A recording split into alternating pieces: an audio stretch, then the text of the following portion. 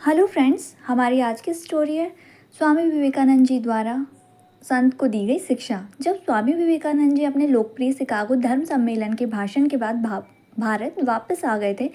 अब उनकी चर्चा विश्व के हर देश में हो रही थी। सब लोग उन्हें जानने लगे थे। स्वामी जी भारत वापस आकर अपने स्वभाव के अनुरूप भ्रमण कर रहे थे। इस समय वे हिमालय और इसके आसपास के क्षेत्रों में थे।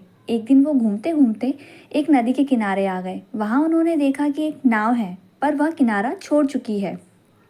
तब वे नाव के वापस आने के इंतज़ार में वहीं किनारे पर बैठ गए। एक साधु वहाँ से गुजर रहे थे। साधु ने स्वामी जी को कहा वहाँ अकेला बैठा देखा, तो वह स्वामी जी के पास गया और उनसे पूछा, तुम यहाँ क्यों बैठे हुए हो? स्वामी जी ने जवाब दिया, मैं यहाँ नाव का इंतज़ार कर रहा हूँ। साधु ने फिर पूछा, तुम्हारा नाम क्या है? स्वामी जी ने कहा, मैं विवेकानंद हूँ। साधु ने विवेकानंद जी का मजाक उड़ाते हुए उनसे कहा, अच्छा, तो तुम वो विख्यात विवेकानंद हो जिसको लगता है कि विदेश में जाकर भाषण दे देने से तुम बहुत बड़े महात्मा साधु बन सकते हो। विवेकानंद जी ने साधु को कोई जवाब नहीं दिया। फिर साधु ने बहुत ही घमंड के साथ नदी के पानी के ऊपर चलकर अपनी शक्ति का प्रदर्शन किया।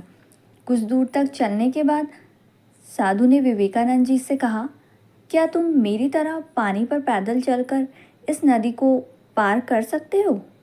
स्वामी जी ने बहुत ही आदर और विनम्रता के साथ साधु से कहा, इस बात में कोई शक नहीं कि आपके पास बहुत ही अद्भुत शक्ति है, लेकिन क्या आप मुझे यह बता सकते हो कि आपको यह असाधारण शक्ति प्राप्त करने के लिए कितना समय लगा? बहुत ही अभिमान के साथ साधु ने जवाब दिया, यह बहुत ही कठिन कार्य था। मैंने 20 सालों की कठिन तपस्या और साधना के बाद यह महान शक्ति प्राप्त की है। साधु का यह बताने का अंदाज बहुत ही अहंकार भरा था। यह देखकर विवेकानंद जी बहुत ही शांत स्वर में बोले, आपने अपनी ज़िंदगी के 20 साल ऐसी विद्या को सीखने में बर्बाद कर दिए जो काम एक नाव 5 मिनट में कर सकती है। आप ये 20 साल निर्धन बेसहारा गरीबों की सेवा में लगा सकते थे, या अपने ज्ञान और शक्ति का प्रयोग देश और देशवासियों की प्रगति में भी लगा सकते थे, परंतु आपने अपने 20 साल सिर्फ 5 मिनट बचाने के लिए व्यर्थ कर दिए। ये कोई बुद्धिमानी नहीं है। साधु सिर झुकाए खड़े रह गए और विवेकानंद जी नाव में बैठकर नदी के दूसरे किनारे चले गए। इस प्रकार इस कहानी ने हमें बताया कि ज्ञान और शक्ति का सही प्रयोग आवश्यक है।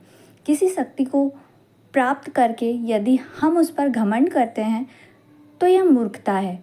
शक्ति का सही जगह पर सही इस्तेमाल करना ही वास्तविकता में बुद्धिमानी है।